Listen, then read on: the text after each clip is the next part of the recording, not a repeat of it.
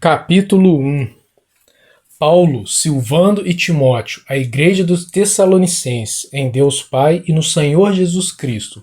A vocês, graça e paz da parte de Deus e de nosso Senhor Jesus Cristo. Sempre damos graças a Deus por todos vocês, mencionando-os em nossas orações. Lembramos continuamente diante de nosso Deus e Pai o que vocês têm demonstrado, o trabalho que resulta da fé, o esforço motivado pelo amor e a perseverança proveniente da esperança em nosso Senhor Jesus Cristo. Sabemos, irmãos, amados de Deus, que Ele os escolheu, porque o nosso Evangelho não chegou a vocês somente em palavra, mas também em poder, no Espírito Santo e em plena convicção. Vocês sabem como procedemos entre vocês, em seu favor. De fato, vocês se tornaram nossos imitadores e do Senhor, pois apesar de muito sofrimento, receberam a palavra com alegria que vem do Espírito Santo.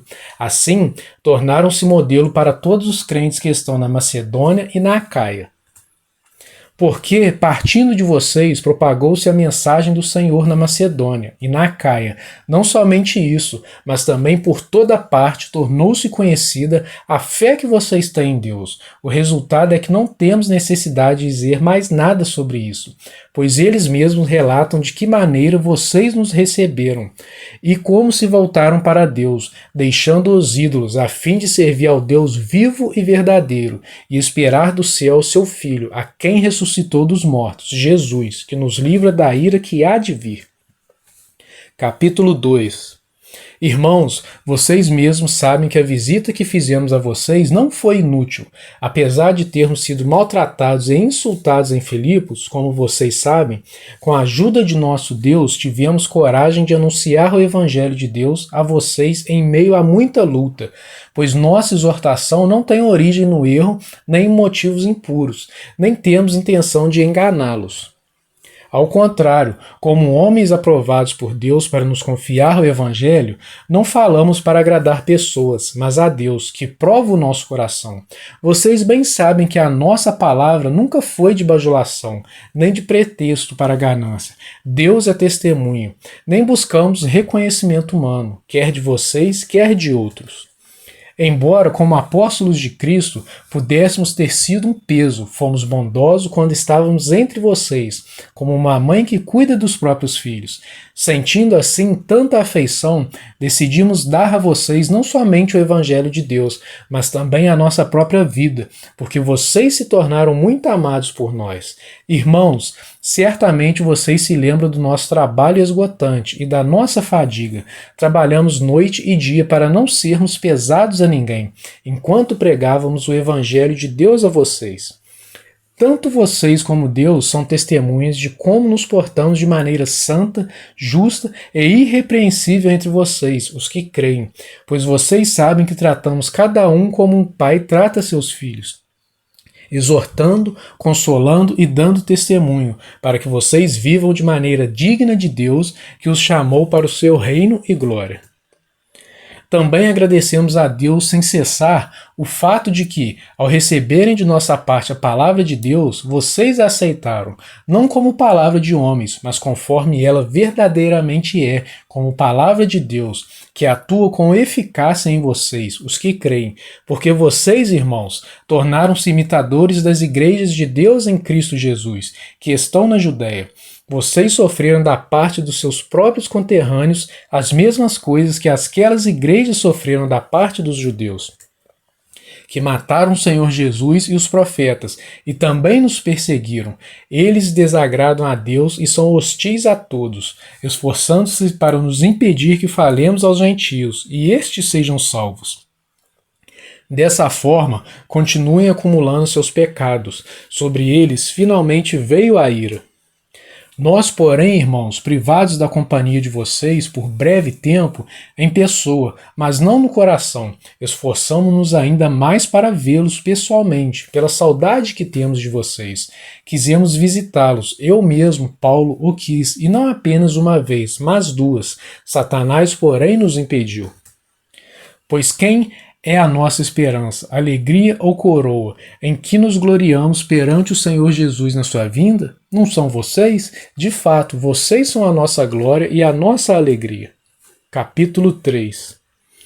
Por isso, quando não pudemos mais suportar, achamos por bem permanecer sozinhos em Atenas, e assim enviamos Timóteo, nosso irmão e cooperador de Deus no Evangelho de Cristo, para fortalecê-los e dar a vocês ânimo na fé, para que ninguém seja abalado por essas tribulações. Vocês sabem muito bem que fomos designados para isso. Quando estávamos com vocês, já dizíamos que seríamos perseguidos, o que realmente aconteceu, como vocês sabem. Por essa razão, não suportando mais, enviei Timóteo para saber a respeito da fé que vocês têm, a fim de que o tentador não os seduzisse, tornando inútil o nosso esforço. Agora, porém, Timóteo acaba de chegar da parte de vocês, dando-nos boas notícias a respeito da fé e do amor que vocês têm. Ele nos falou que vocês sempre guardam boas recordações de nós, desejando ver-nos, assim como nós queremos vê-los. Por isso, irmãos, em toda a nossa necessidade e tribulação, ficamos animados quando soubemos da sua fé, pois agora vivemos, visto que vocês estão firmes no Senhor. Como podemos ser suficientemente gratos a Deus por vocês, por toda a alegria que temos diante dele por causa de vocês? Noite e dia insistimos em orar para que possamos vê-los pessoalmente e suprir o que falta à sua fé. Que o próprio Deus, nosso Pai, e nosso Senhor Jesus preparem o nosso caminho até vocês. Que o Senhor faça crescer e transbordar o amor que vocês têm uns para com os outros e para com todos, a exemplo do nosso amor por vocês. Que Ele fortaleça o coração de vocês para serem irrepreensíveis em santidade diante de nosso Deus e Pai, na vinda de nosso Senhor Jesus, com todos os seus santos. Capítulo 4. Quanto ao mais, irmãos, já os instruímos acerca de como viver a fim de agradar a Deus, e de fato, assim vocês estão procedendo. Agora pedimos e exortamos a vocês no Senhor Jesus que cresçam nisso cada vez mais, pois conhecem os mandamentos que demos a vocês pela autoridade do Senhor Jesus. A vontade de Deus é que vocês sejam santificados, abstenham-se da imoralidade sexual. Cada um saiba controlar o seu próprio corpo de maneira santa e honrosa, não dominado pela paixão de desejos desenfreados, como os pagãos que desconhecem a Deus. Neste assunto, ninguém prejudique seu irmão, nem dele se aproveite. O Senhor castigará todas essas práticas, como já dissemos e asseguramos. Porque Deus não nos chamou para a impureza, mas para a santidade. Portanto, aquele que rejeita estas coisas não está rejeitando o homem, mas a Deus, que lhes dá o seu Espírito Santo. Quanto ao amor fraternal, não precisamos escrever, pois vocês mesmos já foram ensinados por Deus a se amarem uns aos outros. E de fato, vocês amam todos os irmãos em toda a Macedônia. Contudo, irmãos, insistimos com vocês que cada vez mais assim procedam. Esforcem-se para ter uma vida tranquila, cuidar dos seus próprios negócios e trabalhar com as próprias mãos, como nós os instruímos, a fim de que andem decentemente aos olhos dos que são de fora e não dependam de ninguém. Irmãos, não queremos que vocês sejam ignorantes quanto aos que dormem, para que não se entristeçam com os outros que não têm esperança. Se cremos que Jesus morreu e ressurgiu, cremos também que Deus trará, mediante Jesus e com ele, aqueles que nele dormiram. Dizemos a vocês, pela palavra do Senhor, que nós, os que estivermos vivos, os que ficarmos até a vinda do Senhor, certamente não precederemos os que dormem. Pois dada a ordem com a voz do arcanjo e o ressoar da trombeta de Deus, o próprio Senhor descerá dos céus, e os mortos em Cristo ressuscitarão primeiro. Depois nós, os que estivermos vivos, seremos arrebatados com eles nas nuvens, para o encontro com o Senhor nos ares, e assim estaremos com o Senhor para sempre. Consolem-se uns aos outros com essas palavras. Capítulo 5. Irmãos, quanto aos tempos e épocas, não precisamos escrever, pois vocês mesmos sabem perfeitamente que o dia do Senhor virá como ladrão à noite.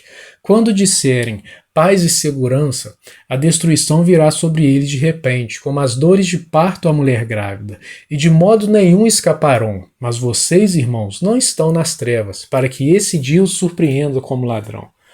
Vocês todos são filhos da luz, filhos do dia.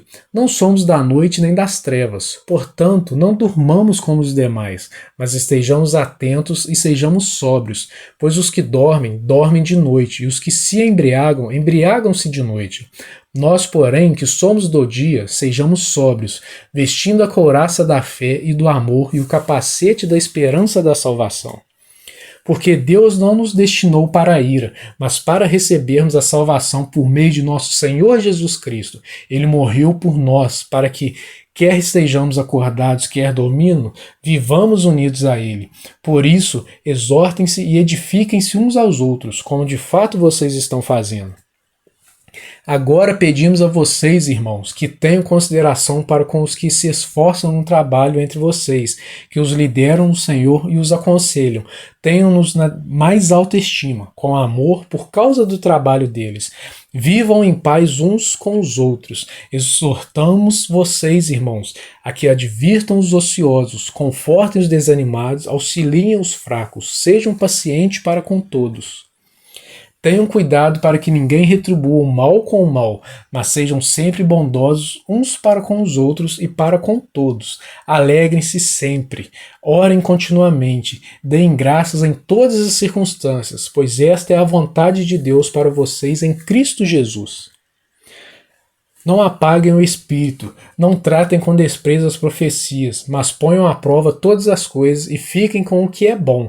Afastem-se de toda forma de mal. Que o próprio Deus da paz o santifique inteiramente, que todo o espírito, a alma e o corpo de vocês sejam preservados, irrepreensíveis na vinda de nosso Senhor Jesus Cristo. Aquele que os chama é fiel e fará isso. Irmãos, orem por nós. Saúdem todos os irmãos com um beijo santo. Diante do Senhor, encarrego vocês de lerem esta carta a todos os irmãos. A graça de nosso Senhor Jesus Cristo seja com vocês.